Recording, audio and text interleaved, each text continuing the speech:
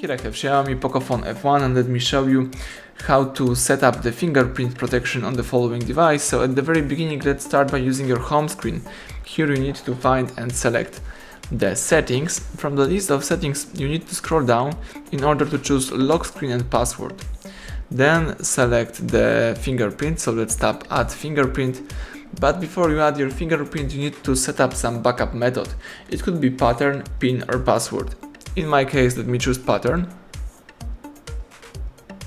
You have to read the following information. Let's tap got it and let's draw your unlock pattern.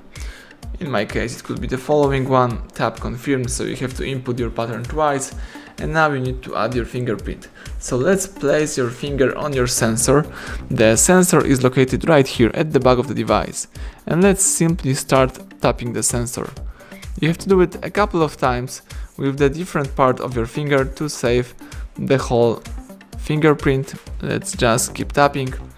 As you can see, in my case, the fingerprint is saved. So now I can tap done. I can also name this fingerprint, but let me just tap done.